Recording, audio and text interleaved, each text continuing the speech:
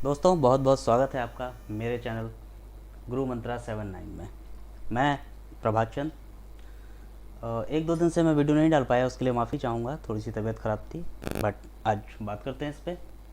मैंने अपने पिछले वीडियो में भारतीय राष्ट्रीय आंदोलन का प्रथम चरण उदारवादी चरण को बताया था।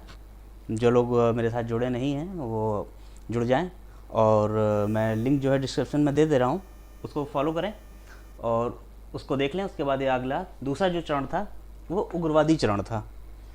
इसका जो समय पीरियड था वो 1905 से 1919 था। ये बहुत इम्पोर्टेंट चरण था, ये वाला जो समय था 1905 से 1909 का, क्योंकि इस समय भारतीय राजनीति में बहुत सारी घटनाएं हुई। ये महत्वपूर्ण, जिसमें से एक बंगाल विभाजन था 1905 में, स्वदेशी आंदोलन, सूरत विभाजन, पार्लियामेंटो सुधार, फर्स्ट विश्व युद्ध, उसके बाद 1916 लखनऊ समझौता और होम रूल आंदोलन। इतने सारी चीज़ें इस चरण के बीच में हुई। तो ये बहुत ही महत्वपूर्ण समय है भारतीय राजनीति के दृष्टिकोण से, भारतीय राष्ट्रीय आंदोलन की दृष्टि से। तो शुरुआत करते हैं उग्रवादी चरण के बारे में से। 1905 से 1919। ऐसा नहीं था कि 1905 के पहले के जो नेता थे कांग्रेस के साथ जुड़े हुए थे वो अचानक से कहीं ख़त्म हो गए। तो वही है कि ना, जो पुराने जो नेता थे जो कांग्रेस के साथ जुड़े हुए थे, जो उदारवादी उसके थे, वो अचानक से ख़त्म नहीं हो गए, लेकिन काफ़ी समय से वो अपनी जो उनकी जो नीति थी पीपीपी वाली, मैंने जो बताया था पीपीपी, प्रे पटिशन और प्रोटेस्ट, इससे कुछ हो नहीं रहा था। अंग्रेज़ों को इससे कुछ खास प्रभाव ऐसा पड़ नहीं रहा था। तो इस वजह से जो है उनके अंदर कुछ और नेता ऐसे थे जिनके अंदर थोड़ी सी विचलित हुए, और उन्होंने कहा नहीं, इससे कुछ हो नहीं रहा है, अपनी नीति को कुछ बदलने की आवश्यकता है। तो कहीं ना कहीं एक अलग ग्रुप बन गया जो थोड़ा सा क्रांतिकारी विचारों के साथ था। तो उन्हीं लोगों ने इस चरण को लाने का मेन काम किया। थे सभी लोग उसी में थे, लेकिन कुछ अलग विचारधारा के उसमें से निकल आए, तो जिन्होंने एक शैली को बदलने का काम किया। तो इनका अगर परिचय की बात किया जाए इस चरण की, तो बस इसका जो मेन जो था कि जो विचार और शैली ये पूर्व के नेताओं से थोड़ी सी अलग हो गई थी। जैसे कि ये पीपी वाले थे, और इन्होंने क्या किया, ये जो उदारवादी थे कभी भी सरकार की आलोचना नहीं करते थे, बट इन्होंने आलोचना भी करना शुरू किया, एकदम आलोचना किया, उग्र तरीके से विरोध प्रदर्शन किया। वो विरोध भी नहीं करते थे, ये विरोध भी करने लगे, प्रदर्शन करने लगे। तो ये इनकी मेनली इनकी शैली में परिवर्तन आ गया। इसी शैली की वजह से इसको उग्रवादी चरण कहा गया। थोड़े से उग्र हो गए, जो विरोध अंतर्मन से करते थे केवल प्रार्थना करके, पेटिशन करके, अब वो थोड़ा सा सामने आके करने लगे, विरोध खुल के करने लगे। ठीक है, ये तो था इनका परिचय। अब बात करते हैं उदय के कारण। कारण क्या थे, क्यों जरूरत पड़ी इन उग्रवादियों की, जरूरत क्या पड़ी, वही थी। तो कारण में कुछ ऐसे मिलता है ना, हर चीज़ के कारण में एक तात्कालिक और दीर्घ होता है। तो तात्कालिक कारण तो 1905 में बंगाल विभाजन था, ये वाला, ये तात्कालिक कारण बना। इसके लिए मैं अलग से वीडियो बनाऊंगा, अगला वीडियो मेरा देखिएगा, उसमें बंगाल विभाजन को मैं डिस्क्राइब करूंगा। तो बंगाल विभाजन उसका तात्कालिक कारण बना। और दीर्घकालिक में क्या था कि सरकार के कुछ ऐसे प्रतिक्रियावादी जो है कानून थे, जैसे कलकत्ता निगम अधिनियम बनाकर सरकारी हस्तक्षेप को बढ़ाया गया। उसमें सरकार ने अपने लोगों को ज़्यादा घुसेड़ के किसी तरह से उसको मैनिपुलेट किया। तो इस वजह से थोड़ी सी विरोध की भावना थी। विश्वविद्यालय आयोग बनाकर विश्वविद्यालय पर अंकुश लगाने की कोशिश की गई, इससे भी लोग काफ़ी क्रुद्ध हुए। इसी तरह एक जो है ऑफिशियल सीक्रेट सर्विस एक्ट लगाकर जो है प्रेस की आज़ादी पर अंकुश लगाने की कोशिश की गई। ये लॉर्ड कर्जन के समय पे, इस समय लॉर्ड कर्जन थे, लॉर्ड कर्जन, ये सारे लॉर्ड कर्जन के समय के ये थे। और एक कारण और था, उदारवादियों की कार्यशैली। जो उदारवादी थे ना, उदारवादियों की कार्यशैली से तो इस समय के लोग जो है थोड़े से जो नेता थे वो क्रुद्ध थे ही। तो उस वजह से भी ये थोड़ा सा उग्रवादी चरण आया। ठीक है, अगला था अंतर्राष्ट्रीय घटनाओं का प्रभाव। उस समय एक ऐसी एक अवधारणा बनी हुई थी कि यूरोपियों को अजेय समझा जाता था। लगता था यूरोपीय बहुत ताकतवर है, ये अजेय हैं, कभी हार नहीं सकते। इस वजह से अंतर्राष्ट्रीय उस समय कुछ ऐसी घटनाएं हुई। एक छोटा सा देश है इथोपिया, उसने इटली को हरा दिया। इसका बहुत बड़ा व्यापक प्रभाव पड़ा, लोगों को समझ में आया कि नहीं, यूरोपियन को भी हराया जा सकता है। उसके बाद जापान ने रूस को हरा दिया। जापान एक छोटा सा देश था उस समय, और अभी भी छोटा ही है, और रूस तो ताकतवर था शुरू से ही, तो रूस को हरा दिया। तो ये दो घटनाएं हुई ना, इससे एक बहुत वैचारिक अंतर पड़ा लोगों को लगा कि नहीं, इन्हें भी हराया जा सकता है, तो और इनकी नींव थोड़ी सी मजबूत हुई इस विचारधारा के साथ कि इनको भी हराया जा सकता है। तो ये कारण हो गए इनके मुख्य कारण कि क्यों आया है चरण। अब उस समय कुछ विचारक थे भाई, उस समय के जो कुछ नेता थे ना मुख्य, जिनमें लाल बाल पाल, जिसमें लाल बाल पाल के नाम से मशहूर थे, लाल बाल पाल, ये बड़ी तिकड़ी बड़ी फेमस थी उस समय के, इस पीरियड में ये तिकड़ी बड़ी फेमस थी लाल बाल पाल की। लाला लाजपत राय, बाल गंगाधर तिलक और पाल साहब, ठीक है। उग्रवादी चरण में इनके ये 3 थे। इसके अलावा एक और थे, अरविंद घोष,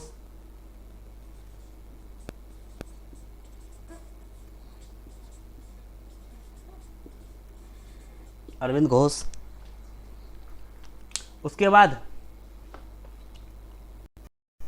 अरविंद घोष और एक और थे, अश्वनी दत्ता, अश्वनी दत्ता। ये कुछ नाम थे इस समय जो बहुत चर्चा में थे, बहुत मतलब पॉपुलर रहे उस पूरे समय में। तो इन्होंने अपने लेखों के द्वारा, अपने विचारों के द्वारा, अपने क्रांतिकारी विचारों के द्वारा एक एकजुटता और लोगों में जो है एक नई ऊर्जा का संचार करने की पूरी कोशिश की। तो ये इनकी और इनकी कुछ मुख्य गतिविधियों को अगर देखा जाए तो हम इनकी अलग अलग देखते हैं इन्होंने क्या क्या किया।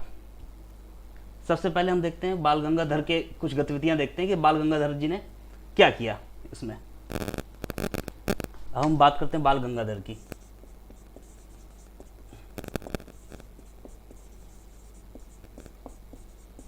तिलक, बाल गंगाधर तिलक, ये भी बड़े क्रांतिकारी विचारों वाले थे। ये 2 मुख्य समाचार पत्रों का जो है संपादक करते थे। एक का नाम था केसरी, दूसरा मराठा। ये 2 जो है समाचार पत्र हैं और पत्रिकाओं का ही संपादन करते थे। इसके द्वारा ये सरकार की काफ़ी आलोचना करते थे, काफ़ी आलोचना, और बड़े क्रांतिकारी लेख लिखा करते थे युवाओं को प्रेरणा देने के लिए। तो ये चीज़ करते थे। और इन्होंने बहुत कोशिश की कि महाराष्ट्र, इनका कार्यक्षेत्र महाराष्ट्र था, पूरा महाराष्ट्र। इन्होंने बहुत कोशिश की कि महाराष्ट्र के लोगों को, जितने मराठी लोग हैं उनको एकजुट किया जाए। इसके लिए इन्होंने क्या किया, 1893 में गणेश उत्सव, गणेश उत्सव ना, जो आजकल गणेश पूजा बहुत चलती है, गणपति बप्पा, वैसी गणेश पूजा ये 1893 में इन्हीं के द्वारा शुरू की गई महाराष्ट्र में। उसके बाद शिवाजी महोत्सव,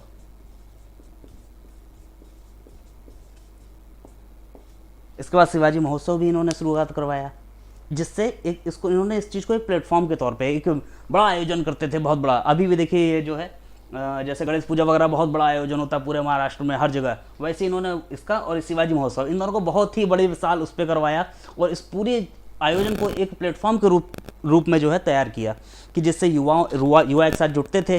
तो मराठी लोगों को एकजुट करने का इससे उन्होंने कार्य किया और इसमें उनको उनके जोश, उनके विचारों से उनको जोश अंदर से एक नई ऊर्जा के लिए तैयार किया। तो ये इनके कार्य थे। इन्होंने अपने जो एक समाचार पत्र था केसरी, एक बार इन्होंने केसरी में अंग्रेजी सरकार के खिलाफ बहुत कटु लेख लिखा था, बहुत ज़्यादा कटु, जिससे अंग्रेजी सरकार काफ़ी क्रुद्ध हो गई और उनको पकड़ के जेल में डाल दिया और उनको 18 महीने के लिए जेल में डाल दिया गया। इस घटना के बाद इनको पूरे इंडिया में बड़ी ख्याति मिली, लोग पूरे इंडिया में इनको जानने लगे और इनके नाम के साथ लोकमान्य शब्द जुड़ गया, लोकमान्य। तो फिर इनका नाम हो गया लोकमान्य बाल गंगाधर तिलक। तो ये इनके द्वारा किए हुए कुछ कार्य थे जिन्होंने मराठा लोगों को काफ़ी जोड़ने का काम किया एकजुटता के लिए। और ये 2 मुख्य इन्होंने उत्सव चालू करवाए थे, जो आज भी जो है गणपति उत्सव तो आज भी बहुत तेज़ी से चल रहा है, जाना जाता है। उसके बाद जो है इसके बाद एक जो उनके और थे अगले जो नेता थे लाला लाजपत राय। हाँ, एक चीज़ और भूल रहा हूँ, इसमें जो है बाल गंगाधर जो तिलक थे उन्होंने जो है विदेशी वस्त्रों की होली भी जलाने का काम किया था, आयोजन किया कि विदेशी वस्त्रों की होली जलवाई।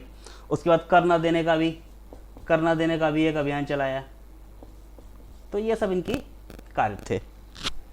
करना देना, विदेशी वस्त्रों की होली जलाना, ये सारे काम बहुत काम किया। अंग्रेजों के खिलाफ सरकार को बहुत परेशान किया इन्होंने। ठीक है, तो अगले थे लाला लाजपत राय। लाला लाजपत राय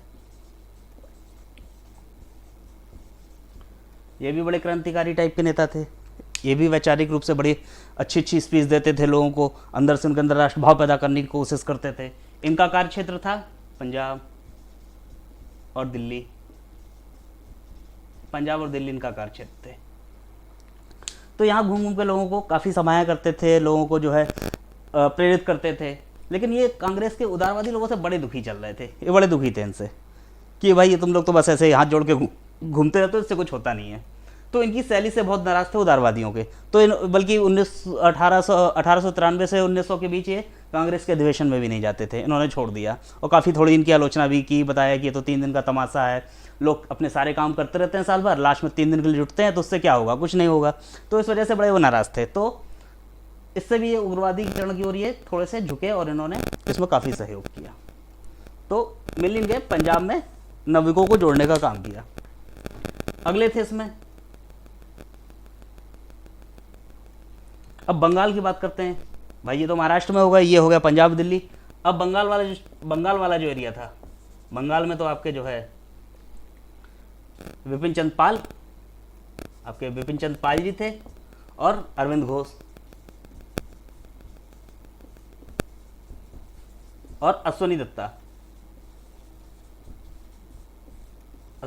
ये यहाँ पे थे बंगाल वाले क्षेत्र में, जिसमें से ये तो कुछ ज़्यादा ही उस समय ज़्यादा क्रांतिकारी के रूप में जाने जाते थे, काफ़ी ज़्यादा उग्र थे, काफ़ी ज़्यादा अंग्रेजों के खिलाफ काफ़ी कटु लेख लिखना, काफ़ी उनकी आलोचना करना, ये सब काम अरविंद घोष ज़्यादा किया करते थे। अरविंद घोष ने अपना एक लेख लिखा था, अपने उसमें अपने आर्टिकल लिखा था,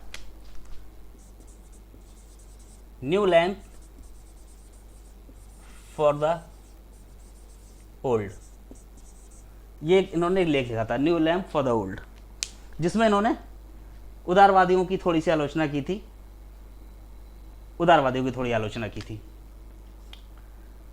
इसी तरह इन्होंने एक अन्य लेख और लिखा था जिसमें निष्क्रिय विरोध,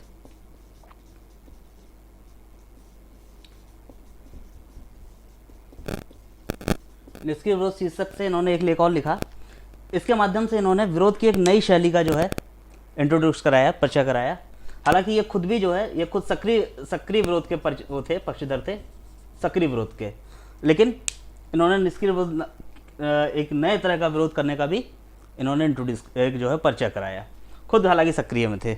इसी तरह इन्होंने एक आर्टिकल में जो है सरकार की काफ़ी बुराई और लिखी थी, जिसकी वजह से इनको सरकार ने काफ़ी परेशान किया था। ठीक है, तो ये सारी चीज़ें जो है, तो इसी तरह इन्होंने देश की अपनी प्राचीन संस्कृति का काफ़ी महिमामंडन किया और इसी तरह के बहुत सारे काम करके लोगों में जो है एक राष्ट्रभाव को जगाने की कोशिश की। ठीक है, तो ये इनके भी मुख्य कार्य थे। अब बात करते हैं इसके कार्यों की कि इन उग्रवादियों ने क्या क्या कार्य किए। अब कार्यों में इनके पहले राजनीतिक कार्य देख लेते हैं। राजनीतिक कार्य क्या थे? राजनीतिक कार्यों में वही जुलूस निकालना, धरना देना, सरकार की खिलाफत करना देना, ये सारे इन्होंने आंदोलन चलाए। ये इनकी राजनीतिक वो थे। और साथ ही साथ इन्होंने नागरिक अधिकारों की भी मांग की। समानता चाहिए, अधिकार चाहिए। ठीक है, तो ये जो नागरिक अधिकार होते हैं, समानता, स्वतंत्रता, इन सब चीज़ों की मांग की। इन्होंने स्वशासन की भी मांग की, हमें स्वशासन चाहिए। ठीक है, तो ये इनके राजनीतिक कार्य थे।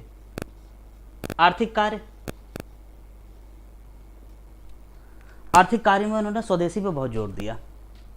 हर चीज़ स्वदेशी, शिक्षा, चिकित्सा, उद्योग, बैंकिंग, ये सभी चाहते थे कि हमारा हर चीज़ स्वदेशी हो, विदेशी पूंजी इसमें ना लगे। तो इन्होंने अपने आर्थिक कार्यों में इन्होंने जो है हर चीज़ के लिए स्वदेशी पर बल दिया। ठीक है, शिक्षा, स्वास्थ्य, सभी चीज़ें। ठीक है, उद्योग, पूंजीकरण, इस सब पे काफ़ी जोर दिया। अब सांस्कृतिक इनके कार्य देखा जाए, सांस्कृतिक कार्यों में इन्होंने भारतीय जो संस्कृति थी उसका बहुत महिमा मंडन किया।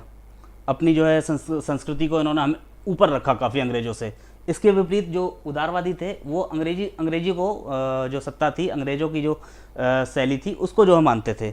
लेकिन इन्होंने अपनी भारतीय संस्कृति का बहुत महिमा मंडल किया, बहुत ऊपर बताया। इससे इन्होंने अंग्रेज़ों की जो पैक्स ब्रिटानिका का सिद्धांत था, इनका श्वेत व्यक्ति पर भार था, इन सब की बहुत मुखालफत की, बहुत ज़्यादा इनका विरोध किया और इसको कहीं ना कहीं अंग्रेज़ों को मानसिक रूप से स्ट्रेस दिया कि नहीं, आपकी जो नीति, आप जो दुनिया को बताते थे कि हम श्वेत व्यक्ति पर भार है, हम ऐसा हम उसके सभ्यता के मिशन पर हैं, ये सब गलत है। तो इसका खूब खिलाफत इन्होंने विरोध किया। ठीक है, तो इनकी एक कार्य हो गया राजनीतिक, आर्थिक, सांस्कृतिक।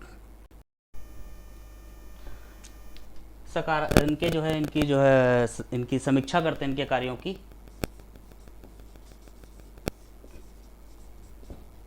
समीक्षा करें, एक पॉइंट छूट गया बीच में, आप लोग नोट कर लीजिएगा। जो कारण थे ना, कारणों में आर्थिक कारण रह गया था। आर्थिक कारण में कि इनके उद्भव में आर्थिक कारण का क्या था कि उस समय जो अंग्रेज़ों की जो कार्यशैली थी उस वजह से देश में काफ़ी जो है भुखमरी, अकाल, प्लेग, ये सारी चीज़ें काफ़ी फैल रखी थी। लोग बहुत दाने दाने को मोहताज थे, बहुत गरीबी थी देश में। और उसी समय अंग्रेज़ सरकार, उस समय था ना लॉर्ड कर्जन क्या कर रहा था उस समय, जिस समय देश में इतनी भुखमरी चल रही थी, उस समय ये तिब्बत अभियान के लिए बहुत पैसा खर्च कर रहा था। तिब्बत पे लड़ाई करनी थी, जीतनी थी, तो उसके लिए बहुत पैसा खर्च कर रहा था तिब्बत अभियान के लिए। और दिल्ली दरबार 1912 में दिल्ली दरबार होने वाला था, तो दिल्ली दरबार के लिए भी बहुत भव्य आयोजन करने के लिए बहुत पैसा पानी की तरह बहा रहा था। तो इससे भी कहीं ना कहीं इन लोगों को बड़ी तकलीफ हुई, एक भारत के लोगों को बड़ी तकलीफ हुई, बड़ी अंदर से एक क्रुद्ध हुए अंदर से कि नहीं, एक देश में एक समय इतना अकाल पड़ा हुआ है, लोगों को खाने के पास नहीं है, लोग मर रहे हैं भूख से, गरीबी से, प्लेग से, और ये इतना पैसा पानी की तरह बहा रहा है। तो ये भी एक कारण बना उग्रवाद चरण के लिए। हाँ, अब आ जाते हैं समीक्षा पे कि समीक्षा, इनके सकारात्मक पहलू देख लेते हैं। सबसे पहले इनके सकारात्मक पहलू क्या थे, क्या क्या इन्होंने अच्छा कार्य किया। इन्होंने सबसे पहले तो जो कांग्रेस की एक जो छवि बनी हुई थी 3 दिवसीय मेला वाला, कि जो बस 3 दिन साल में काम करते थे, बाकी समय खाली बैठे रहते थे, अपने काम करते थे, इस छवि को उन्होंने तोड़ने का काम किया।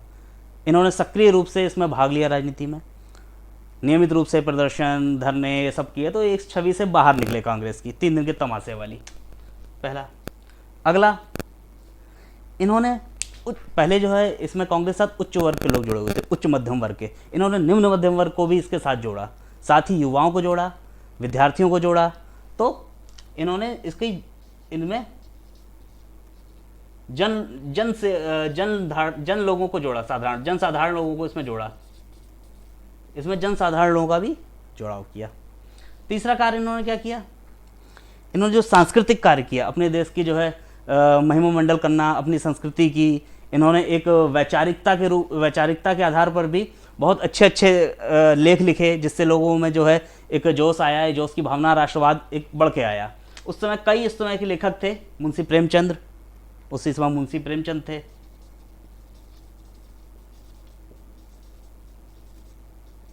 मुंशी प्रेमचंद तो बहुत अच्छे अच्छे नाटक लिखा करते थे। उसी समय जो है आपके जो है रविन्द्रनाथ टैगोर जी भी थे।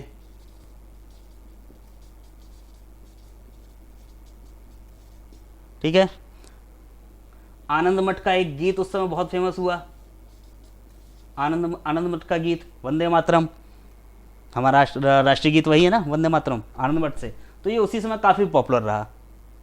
ठीक है, तो ऐसे ही इन विचारकों के विचार भी बहुत अच्छे, उन्होंने सहयोग दिया, एक जो है काफ़ी सहयोग दिया उन्होंने अपने गानों के द्वारा, लेखों के द्वारा, कविताओं के द्वारा। तो ये इनके सकारात्मक पक्ष रहे। अब बात करते हैं इनके नकारात्मक क्या थे। इनकी नकारात्मकता भी तो कुछ होगी, सकारात्मक थे, इनके नकारात्मक भी कार्य थे।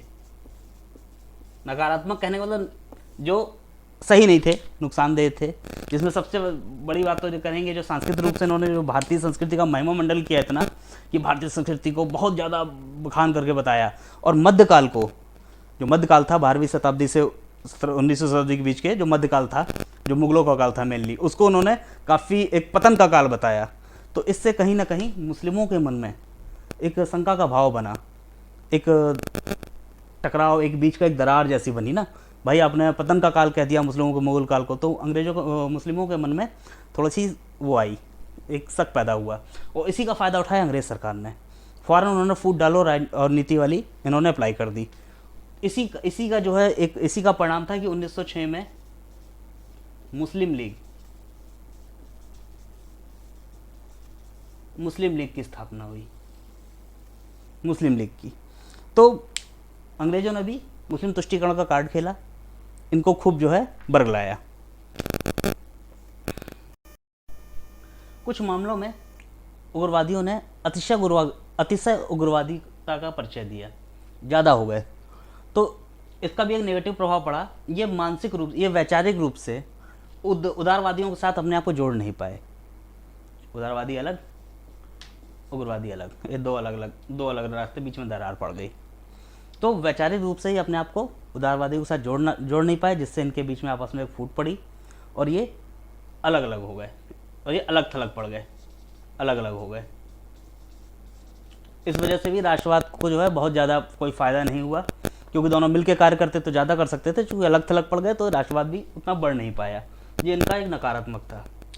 एक और देखा जाए कि लोगों ने अपने साथ जो है उग्रवादियों ने अपने साथ छात्रों को और युवाओं को जोड़ा, ये अच्छी बात थी।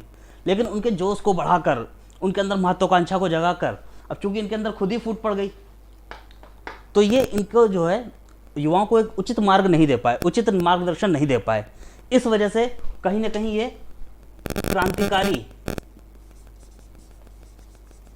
क्रांतिकारी उग्रवाद की भी शुरुआत हो गई।